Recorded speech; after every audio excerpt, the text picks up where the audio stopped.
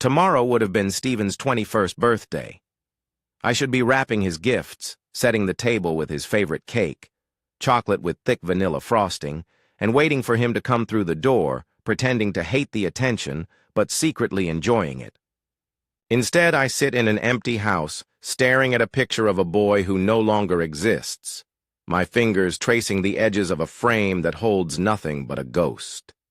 It's been almost a year since he took his life. 11 months and 2 weeks since we got the call.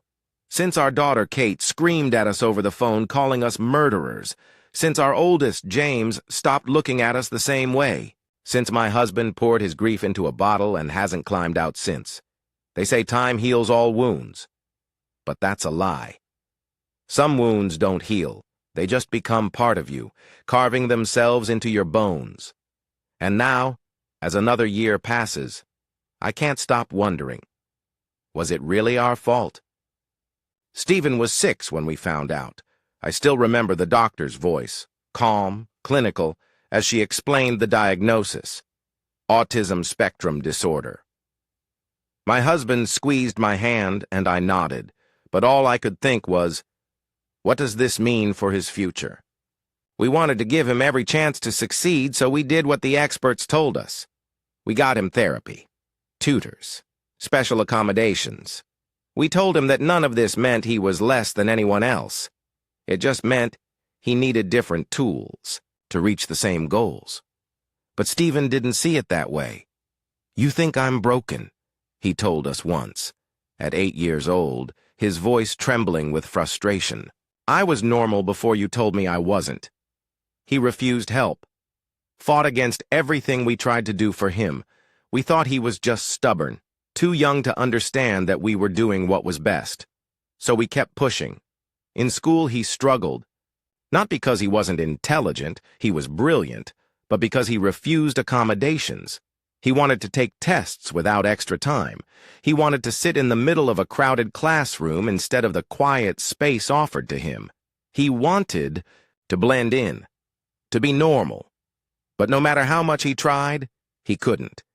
And every time he failed, he blamed us. By the time he turned 13, something in Stephen had changed. He stopped trying to fit in, stopped talking to classmates, stopped looking people in the eye. Instead of fighting for normalcy, he withdrew from the world. He would come home, go, straight to his room and lock the door. He refused to celebrate birthdays because there was nothing to celebrate. At 15, he tried to kill himself. We found him in his room, a belt around his neck, his body limp but still breathing.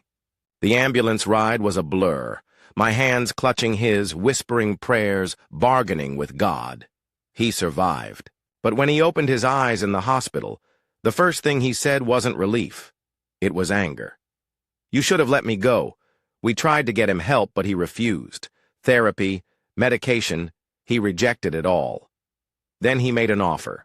"Let me switch schools. Let me go somewhere where no one knows I'm autistic. Treat me like a normal person and I'll take the damn pills." James and Kate begged us to say yes. Even some of his teachers supported the idea. But we refused. "You need help, Stephen," we told him. "You won't make it without support." He looked at us like we were his jailers, like we were the bars. In the cage he had been trying to escape his whole life. "That's the problem," he whispered. "You've already decided I can't." At 18, Stephen was gone. We didn't even know he had applied to university, let alone Oxford. We only found out when we saw the acceptance letter, left behind on his empty bed, along with something else. A letter, written in jagged, angry strokes. "You ruined 12 years of my life. I hate you. I never want to see you again." I read it over and over, trying to find something, anything, that sounded like my son. But there was nothing. Just hate. We called, emailed, sent letters, no response. We even visited his university once, only for him to threaten us with a restraining order if we didn't leave. For a while, James and Kate told us he was doing better. He had friends. He was studying chemistry and biology, his dream. But he still refused to see us. And then, one day, he was gone. An overdose, a choice, a final escape from the life he had never wanted. Kate was the one who called us. At first I thought she was crying because she was heartbroken, but then I realized it wasn't grief. It was rage. "This is your fault," she spat. "You never listened to him. You never let him live the way he wanted. You treated him like he was less. You killed him." I tried to explain, tried to tell her that we only ever wanted to help, that we did what we thought was best. But she wasn't listening. She packed her bags that night and left. "If you ever want to see me again," she said before slamming the door, "admit what you did and learn from it." We didn't. Because how could we? How could we admit that we had been wrong when all we ever did was try to love our son?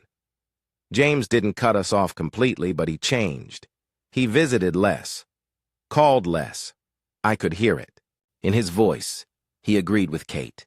He just didn't have the heart to say it out loud, and my husband, he drowned in the silence. At first, it was just a drink after work, then two, then a bottle, until the man I married was nothing more than a shadow, slurring his words, yelling at walls, cursing ghosts. Tomorrow would have been Stephen's 21st birthday. James will probably text us, but he won't come. Kate won't even acknowledge we exist. My husband will drink. And I'll sit in this house that was once filled with laughter and wonder if this is all that's left.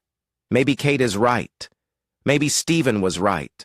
Or maybe we were just parents trying to do our best in a world that never came with a manual. I don't know anymore. All I know is that I miss my son. And I wish, more than anything, that he was here.